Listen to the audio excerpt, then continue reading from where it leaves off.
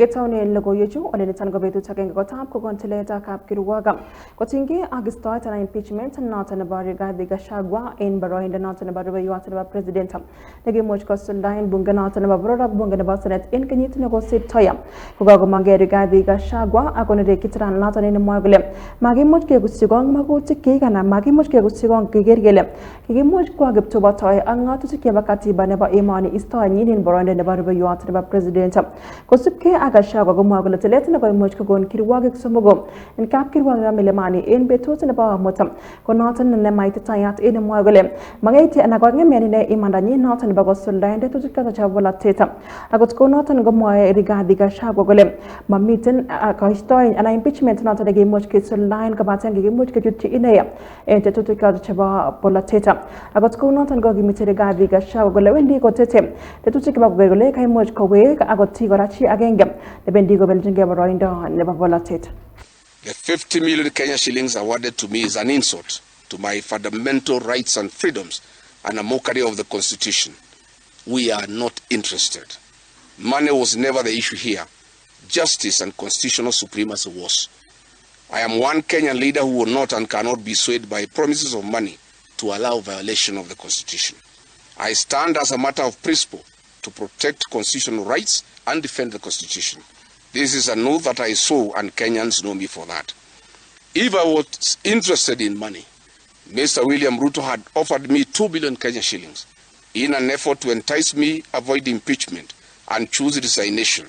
But I stood for my rights, and I strongly observed that the impeachment process was found faulty by the 3-judge bench for failure to respect my right to fair hearing in the violation of Article 25, 47 and 50 of the Constitution. Once that determination was made, the entire process collapsed and was null and void. There was no impeachment. There was a constitutional coup and abuse to the people of independent Kenya. The 3-judge bench was obligated by operation of the law on determination or violation of the Constitution to set aside the impeachment. The decision by the bench to then purport to uphold the impeachment in the face of his decision or violation of the Constitution is in itself a violation and derogation of his responsibility under Article 165. Decisions made in violation of the Constitutions are null and void.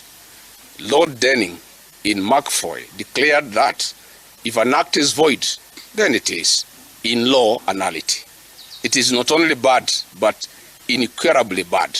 You cannot put something on nothing and expect it to stay there. It will collapse. How then would a 3-judge bench argued that the non-derogable right to fair trial was violation in the impeachment process? Then they turned around and tell the Kenyan people that regardless, the impeachment was valid. What a paradox.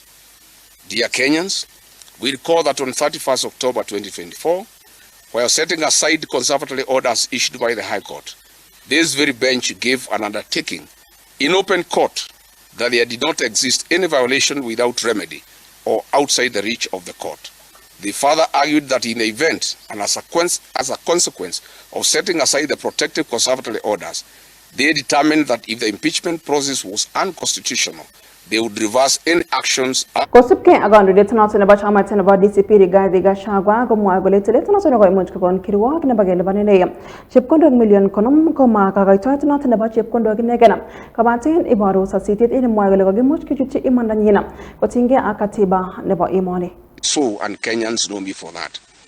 If I was interested in money, Mr. William Ruto had offered me 2 billion Kenya shillings in an effort to entice me avoid impeachment and choose resignation. But I stood for my rights and that of over 7 million Kenyans who voted for me. I rejected this offer and faced the National Assembly. This is in public domain. No offer, no amount of money can stand between me, my rights, and the rights of the citizens of Kenya under the Constitution. So if I could reject 2 billion, offering me 50 million is a serious joke.